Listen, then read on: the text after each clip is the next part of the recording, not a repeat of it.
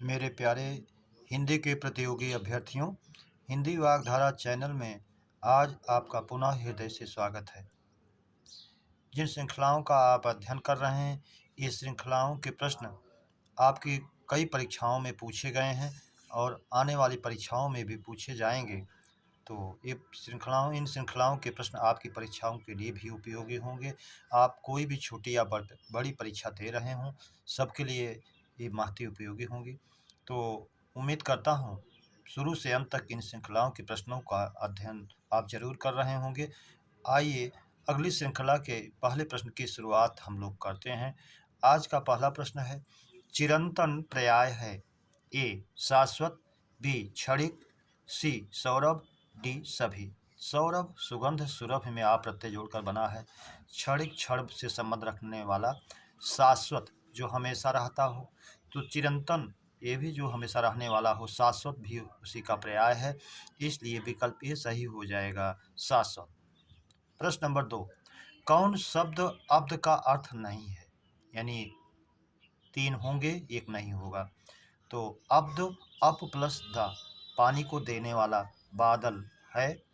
अब्द साल को भी कहते हैं, शताब्दी, दशाब्दी आप कहते हैं, सहस्राब्दी, तो अब्द साल को भी कहते हैं। और साल और वर्ष एक दूसरे के पर्याय हैं, उसी को वर्ष भी कहते हैं। डी वाटिका, वाटिका बगीचे को वाटिका कहते हैं, इसलिए ये भिन्न है, बेमेल है। विकल्प डी सही हो जाएगा, नहीं है। प्रश्न नंबर 3, बेमेल शब्द है ए वार, बी तोय, सी वार, डी सलिल। तो वारि तोय वारि सलिल, यहाँ सभी एक दूसरे का पर्याय दे दिया है, इसलिए तो सभी हो जाएंगे। या तो इसको सभी कहा जाए और या तो इसको बदल दिया जाए, कहीं कर दिया जाए अग्नि, वार की जगह यहाँ अग्नि अगर कर दिया जाए तो ये भिन्न हो जाएगा। नहीं तो यहाँ तो विकल्प फिर सभी होना चाहिए था, अब ये भिन्न हो गया। तीनों जो है बेमेल जल के पर्याय हो गए और ये भिन्न हो गया, इसलिए विकल्प सी अग्नि भिन्न हो जाएगा। प्रश्न नंबर 4, उत्तर शब्द से किसका संबंध नहीं है? ए जवाब, बी दिशा, सी बाद का, डी वस्त्र। तो उत्तर शब्द का जो है जवाब भी है, उत्तर दिशा भी होती है, उत्तर बाद का उत्तरकालीन तो बाद का भी होता है, वस्त्र जो है बेमेल है, उससे संबंध नहीं है, इसलिए विकल्प डी हमारा सही हो जाएगा, वस्त्र। प्रश्न नंबर 5, और शब्द का अनेकार्थी है? ए दूसरा, बी तथा, सी दोनों, डी कोई नहीं। तो और का दूसरा अर्थ अनेकार्थी में दूसरा भी होगा, तथा भी होगा, इसलिए विकल्प सी सही हो जाएगा, दोनों। प्रश्न नंबर 6, अशुद्ध युग्म है?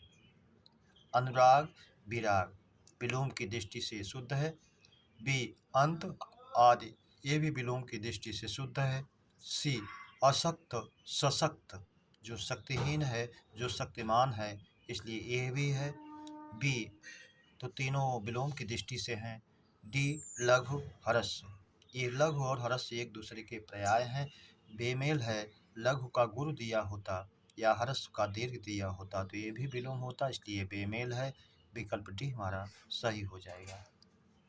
प्रश्न नंबर 7, दो का समूह दर्शाए? जो दो का समूह दर्शाए या पुरुष और स्त्री का जोड़ा। विकल्प होगा युगल, युक्त, वियुक्त, सभी। तो पुरुष और स्त्री के जोड़े को भी कहेंगे, और दो का युगल, दो का समूह हो, चाहे पुरुषों का हो, चाहे दो वस्तुओं का हो, चाहे दो स्त्रियों का हो, तो युगल वो भी कहा जाएगा, इसलिए यही युगल सही हो जाएगा। डी पति पत्नी का जोड़ा। अब यहाँ केवल पति पत्नी के जोड़े की बात कही गई है, तो ऐसी दशा में फिर इसका वाक्यांश का एक शब्द,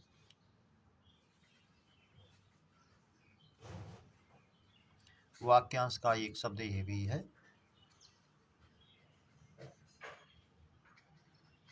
दंपति, दंपति, सी दोनों, डी कोई नहीं। तो पति पत्नी के जोड़े को वाक्यांश में दंपति भी कहेंगे, दंपति भी कहेंगे, दोनों शुद्ध है, इसलिए विकल्प सी सही हो जाएगा, दोनों।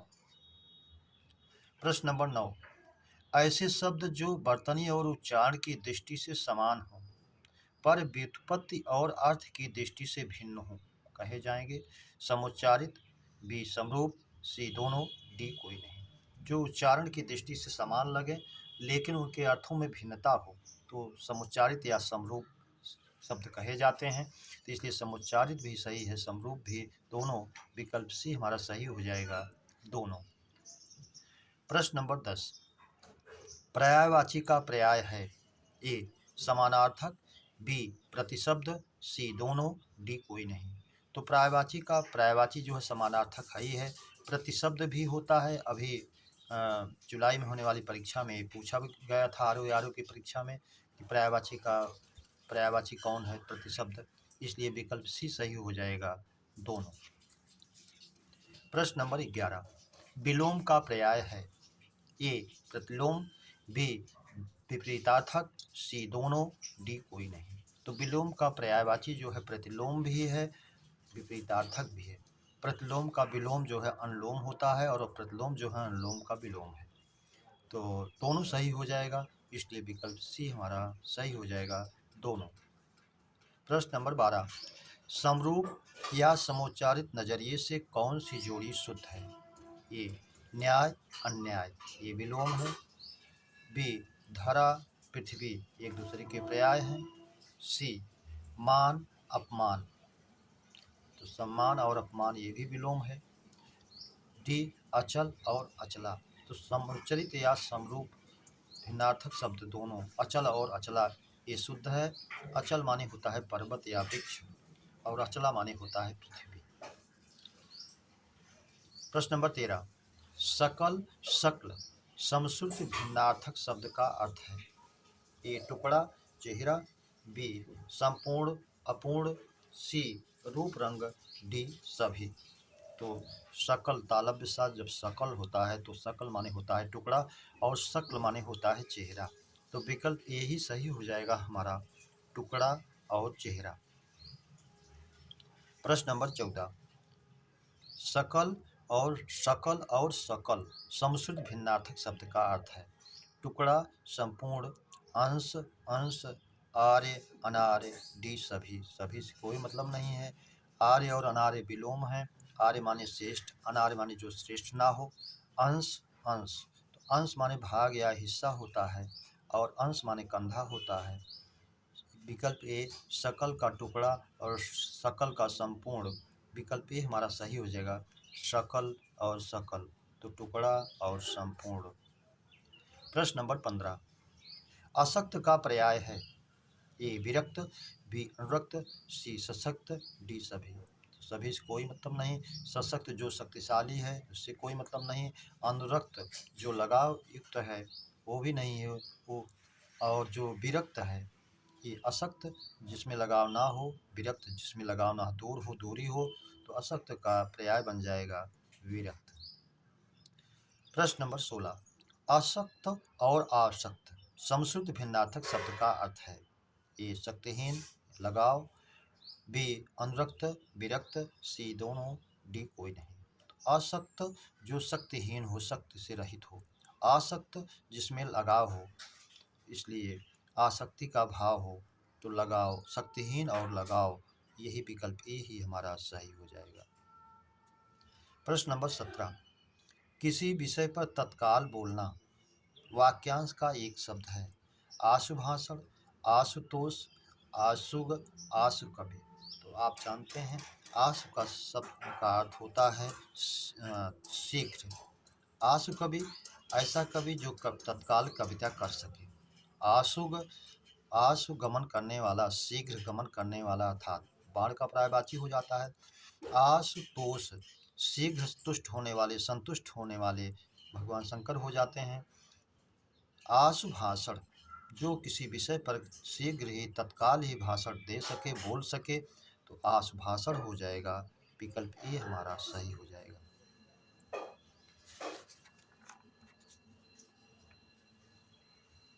प्रश्न नंबर 18, मृत्यु का पर्याय है? ए चल बसा, बी इंतकाल, सी महानिद्रा, डी सभी। मेरे प्यारे बच्चों, ये सब परीक्षाओं के पूछे हुए प्रश्न हैं, तो आप इस पर जरूर फोकस करें।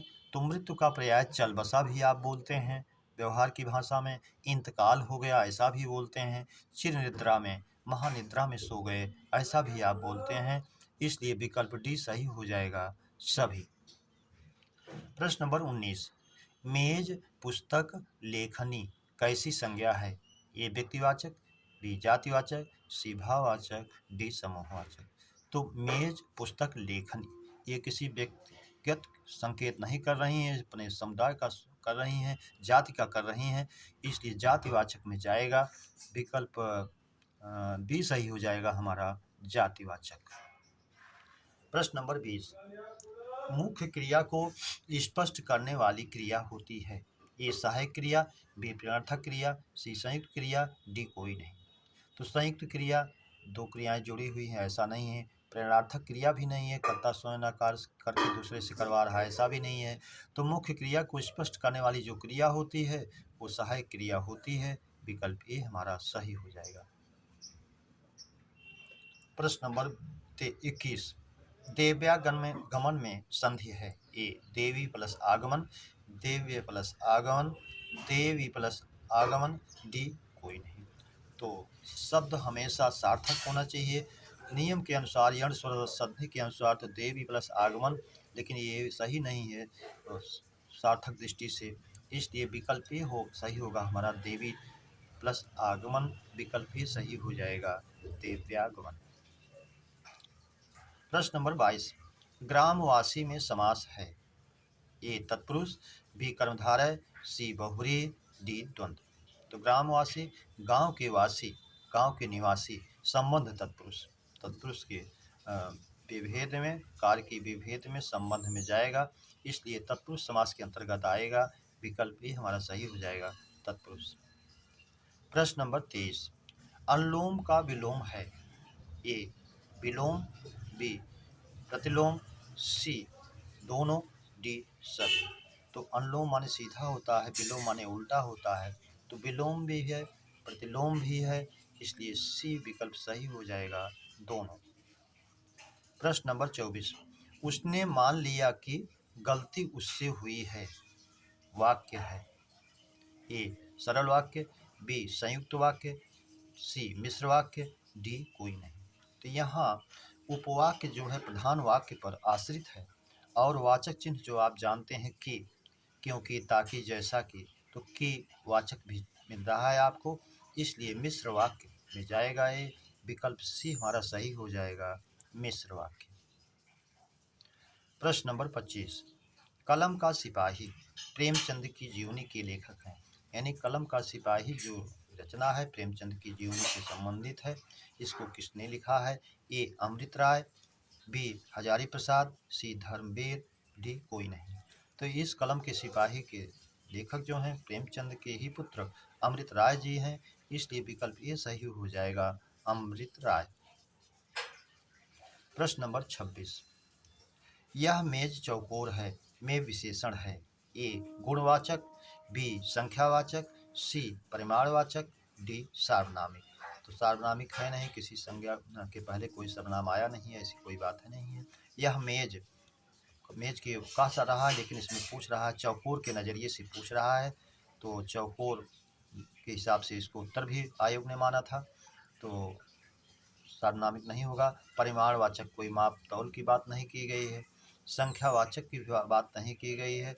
इसमें गुणवाचक जो है चौकोर है, जो कि गुणवाचक का एक विभेद है, ये आकार बोधक, जिसमें आप कहते हैं गोल, सुडौल, नुकीला, चौकोर, ये सब आप कहते हैं, जो कि उसका भेद है आकार बोधक। तो आकार बोधक उसका विभेद होने के कारण गुणवाचक का एक गुणवाचक में भी जाएगा गुणवाचक।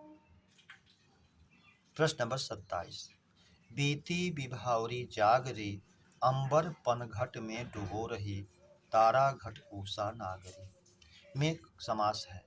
ए रूपक, बी श्लेष, सी यमक, डी द्विगु। तो इसमें पूरे दोहों को आप पढ़ेंगे जो नहीं पूरा नहीं है यहाँ। तो तारा घट उषा नागरी, उषा प्रातः काल रूपी नायिका, नागरी नायिका के लिए कहा गया, नगर में रहने वाली के लिए कहा गया कि वो तारा घट, तारा रूपी घड़े को डुबो रही है, रूपक आ रहा है, इसलिए रूपक अलंकार में जाएगा। विकल्प ए हमारा सही हो जाएगा, रूपक अलंकार। प्रश्न नंबर 28। विभात और विभाति समश्रुति भिन्नार्थक शब्द का अर्थ है।